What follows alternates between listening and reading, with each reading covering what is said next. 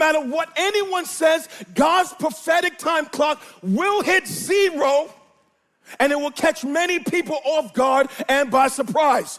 Nothing in all of creation will stop the prophetic words of Christ and the prophetic words of the scriptures from coming to pass. For the only thing you and I have right now to give us any indication in terms of how much time we have, where we are in history, is this prophetic document that I have in my hand. Let me give you a real example from my life of how prophecy unfolds when the Lord has spoken. Between 08 and 10, my wife and I was in Bible college in Columbus, Ohio. And in the last semester in Bible college, we was at the home of a pastor.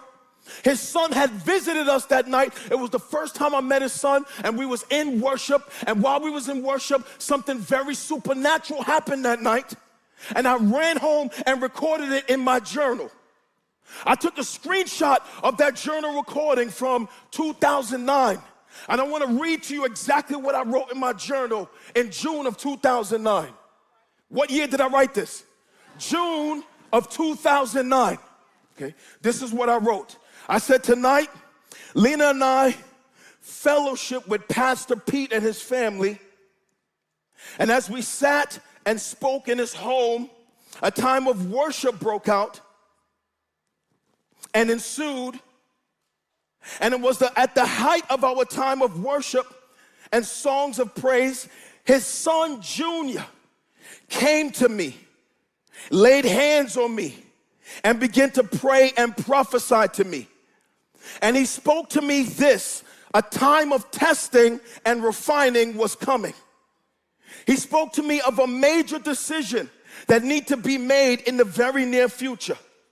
He spoke to me of an army of young people following me. He spoke to me of pastoring, but before that, youth pastoring. He spoke to me of the impact of my ministry to the next generation. He spoke to me of a ministry imparted into me of God that will be controversial in culture. He said to me it will be called the gospel. He spoke of geographical failure from my past and how God was using my failure in this season to stretch me. He spoke of God sending me here to Ohio strategically. And lastly, the things he said to me, these things will begin to happen in your life very soon, as in the very next season. He said, do not worry.